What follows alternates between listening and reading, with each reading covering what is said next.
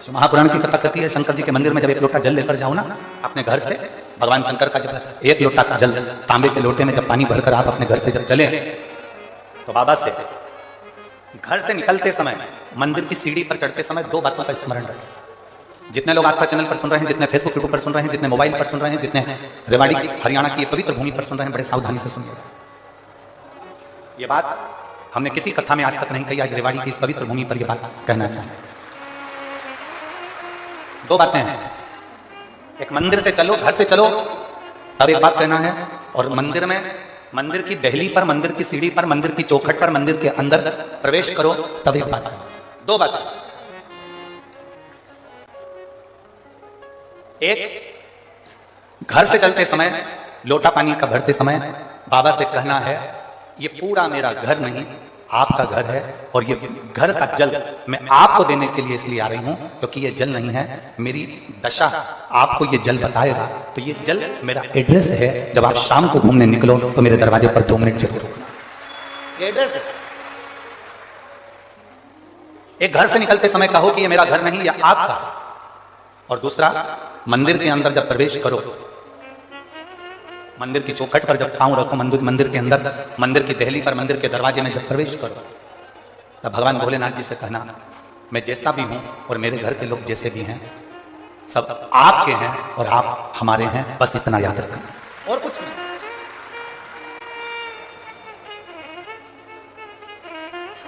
Social media वाले आप लोग उसमें न्यूज चैनल पर देखे भी होंगे, तो आज एक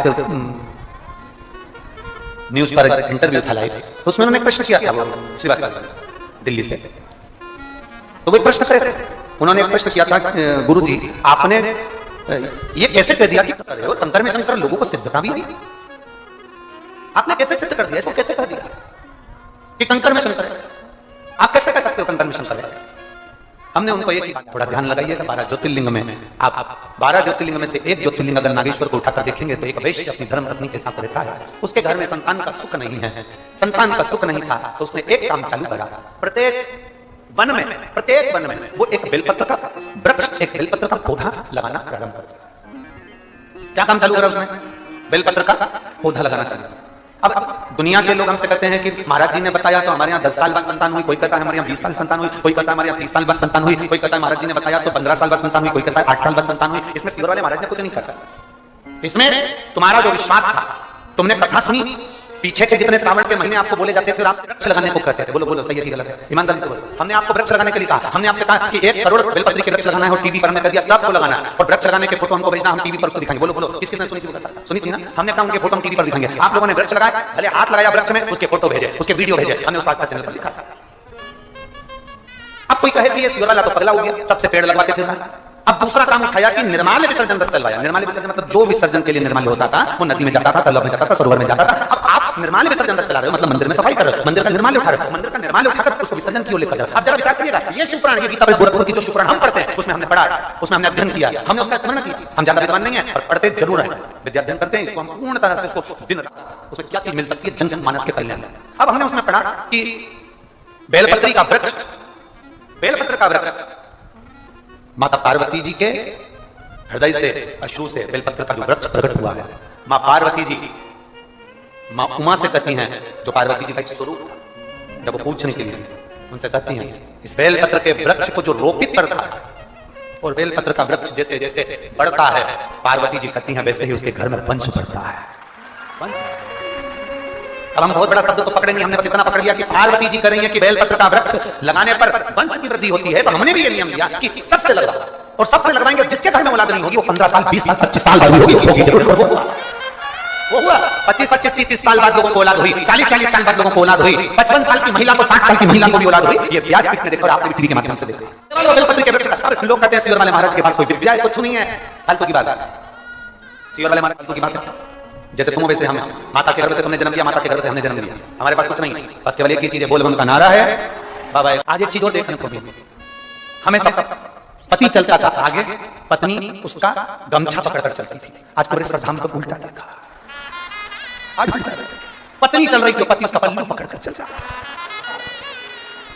तो तेरी माया का न पाया कोई पार, ये लीला तेरी पूरी जाने। और हमारा मन तो था कि हम इसकी क्लिपिंग निकाल लें और एलईडी पर दिखाएं। बड़ा आनंद बड़ा। अब पत्नी का तो सुध नहीं, चढ़ती चढ़ती इधर से उधर बैरिकेड में निकली, यहाँ वहाँ धक्का मारती, पति उससे कहते धीरे धीरे, पत्नी हमें तो वो एक लाइन याद आ गई, वो एक कौन सी फिल्म थी ना जिसमें वो चलती थी, दुनिया में हम आए हैं तो जीना जीवन है अगर जय तो चले कह लो उसे, कह लो। लोग कहेंगे शंकर शिवरात्रि ना, शिवरात्रि हमारे जीवन का ना जाने कितना सुख देने वाली है। व्रत उपवास किया ना किया, साधना करी ना करी, आराधना करी ना करी, नेत्र बंद करके बैठे ना बैठे, कुछ खाया पिया ना, हमें कोई मतलब नहीं। हमें तो केवल एक मतलब होना चाहिए, हमारी वाणी से, जिभ्या से हम उस शंकर को याद करें, इतना आनंद से उसको एक बार दिल से श्री शिवाय नमस्तुभ्यं कह लें, पंचाक्षर नमः शिवाय कह लें, षडाक्षर मंत्र ओम नमः शिवाय कह लें, दिल से जब हम उसको पुकार लें, शंकर हमारा हो जाए, हम शंकर के हो जाए, तो समझ लेना शिवरात्रि। आडंबर से शिवरात्रि नहीं होती है, दिखावे से शिवरात्रि नहीं होती है। धर्म की ध्वजा लेकर चल रहे हो, एक तरफ चिल्ला चिल्ला कर रहे हो हर हर महादेव, धर्म की ध्वजा लेकर चल रहे हो, एक तरफ चिल्ला कर रहे हो भगवान शंकर का गुणगान, एक तरफ भगवान का भजन करते हुए चल रहे हो। आज बहुत सारे नजारे आपको देखने को मिलेंगे। आप जाइए बड़े बड़े शहरों में, बड़े बड़े नगर में, खूब लोग दिखेंगे, तुमको नजर आएंगे। कोई कहेगा यहाँ से जुलूस निकला, कोई वहां से जुलूस निकला, कोई के शिवरात्रि की बारात निकले, कोई ये वो निकले। अब इन सब बारातों में तुम जाकर देखना कि इसमें जितने लोग भगवान के भजन पर नाच तो रहे हैं, भक्ति में डूबे तो हैं, पर निवेदन की बेसन में डूबे।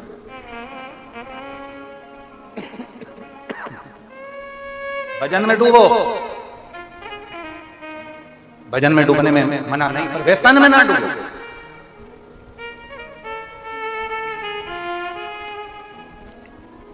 आप भजन में डूबो पर व्यसन में ना डूबो। रात्रि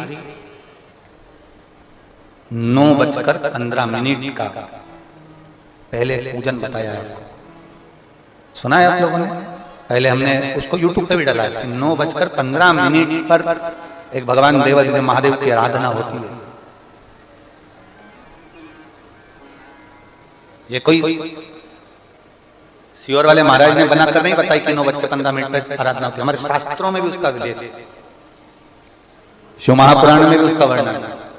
पूजा होती है 9:15 की रात में।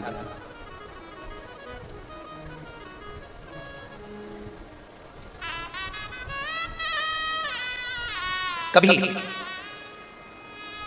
आप सब तो कुबेरेश्वर बाबा की धरा पर हो, कंकर शंकर की भूमि पर हो, आप तो हो। कभी जो आस्था चैनल पर सुन रहे हैं, जो फेसबुक यूट्यूब पर श्रवण कर रहे हैं, कभी मौका लग जाए तुमको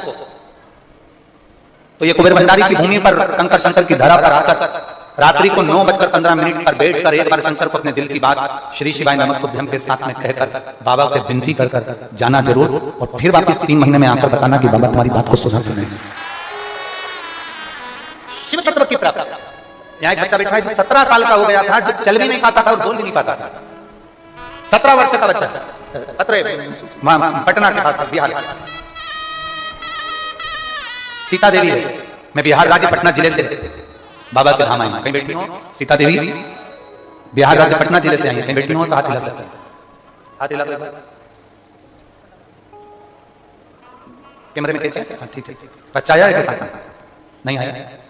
नहीं है, ठीक है। मैं बिहार राज्य पटना जिले से आई हूं। मैं बाबा का क्या गुणगान करूं गुरुदेव?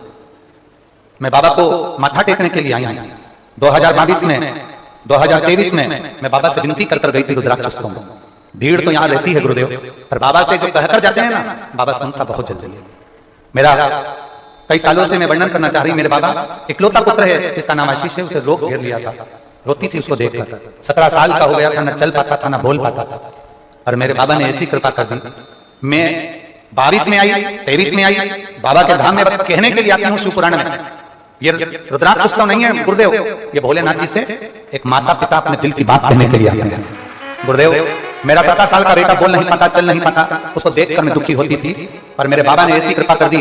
यहाँ से मैं कंकर ले गई, रुद्राक्ष लेकर गई, और उस कंकर पर जल चढ़ाती, पूजन करती, रुद्राक्ष का जल शिव जी को चढ़ाकर बेटे को पिलाती। बाबा का क्या गुणगान करूं गुरुदेव? बाबा को नमन करने आई हूँ। 3 महीने भी मेरे बाबा ने नहीं लगाए, 1.5 महीने में मेरा बेटा चलने भी लगा और बोलने भी लगा। अब मेरा बेटा खुद चलकर मंदिर जाता है और बाबा का जय घोष लगाता है, और गुरुदेव श्री शिवाय नमस्तुभ्यम बोलता है, भगवान शंकर की भक्ति करता है। मैं बाबा को धन्यवाद देने के लिए बैठो बहन, श्री शिवाय नमस्तुभ्यम, शिव तत्व की प्राप्ति नहीं है जल चढ़ाने का। और क्या दे सकते हैं हम बाबा देवादिदेव महादेव? आप जरा विचार करिएगा, आपकी या हमारी कोई सामर्थ्यता नहीं है कि हम भगवान शंकर को कुछ दे सकें।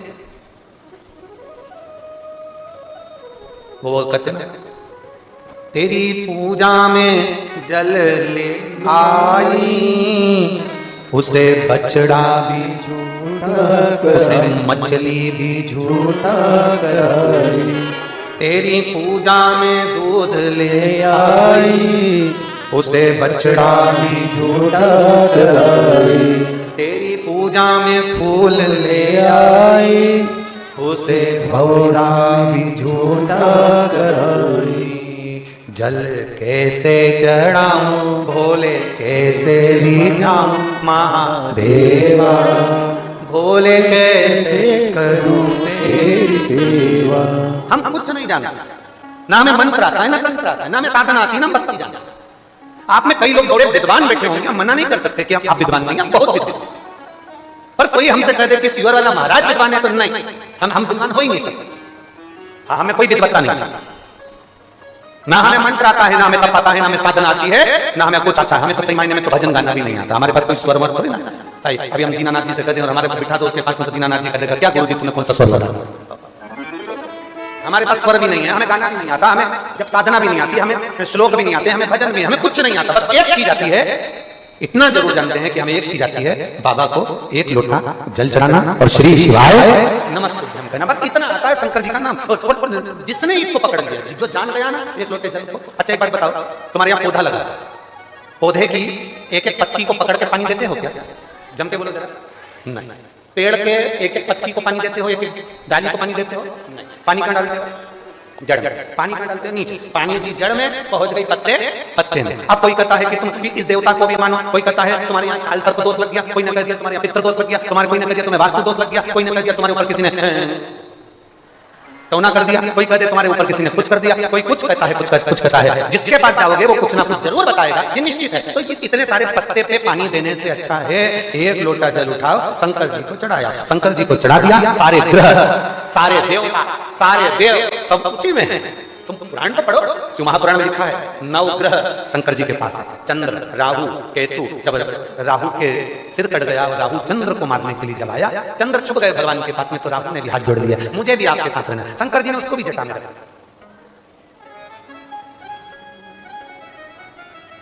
शंकर जी का दर्शन किस किसने करा? फोटो में करा। शिव जी के गले में 2 तरह की माला होती है। शिव जी के गले में 2 तरह की माला, एक हड्डी कंकाल मुंड की, दूसरी एक माला होती है जिसमें राक्षस की मुख में मूंछ दिखती है। किसी ने करे? हमारे महाकाल राजा के दर्शन करने जब उज्जैन में जाओ तो कभी कभी आपको ऐसे दर्शन होते हैं। मुंडों की माला के दर्शन होंगे, उसमें मूंछ लगेगी, और एक होगी तो उसमें केवल हड्डी हड्डी कंकाल मुंड दिख रहे होंगे, केवल मुंड। अब कोई तुमसे पूछे कि ये 2 तरह की माला कैसी है, तो आपको उत्तर देना पड़ेगा ये 2 तरह की जो माला है ये साधारण नहीं है। जो मुंड की माला नजर आ रही है ये भगवान शंकर की जो अर्धांगिनी थी, सती मां, उमा, कात्यायनी, कुष्मांडा, चंद्रघंटा, स्कंदा, कालरात्रि, ये उनके मुंड भगवान ने अपने गले में धारण कर रखे। और कोई तुमसे कहते कि ये मूंछ वाले की माला कौन सी है, तो कह देना राहु भगवान शंकर की जटा में बैठ गया, चंद्र भी शिव जी की जटा पर बैठ गया, राहु को देखकर चंद्र के पसीने छूट गए। तो राहु का जो मुख था वो पसीने का स्पर्श कर ढेर मुख में शंकर जी के गले में माला के रूप में धारण हो गया, वो राहु के मुख है। केतु, मंगल, बुध, बृहस्पति सब शंकर की शरण में है। और 33 कोटि देवी देवता जितने भी हैं वो शंकर भगवान का जहां जल निकलता है उसकी शरण में। तब तूने 1 लोटा जल चढ़ाया तो राम जी को मिला कि नहीं मिला? जम के बोले जरा। 1 लोटा जल चढ़ाया तो तुम्हारे पूर्वजों को मिला कि नहीं मिला? 1 लोटा जल चढ़ाया तो तुम्हारे देवताओं को, कुल देवी कुल देवता सबको मिला। 1 लोटा जल सारी समस्या का, वो 1 लोटा जल जो चढ़ा वो सब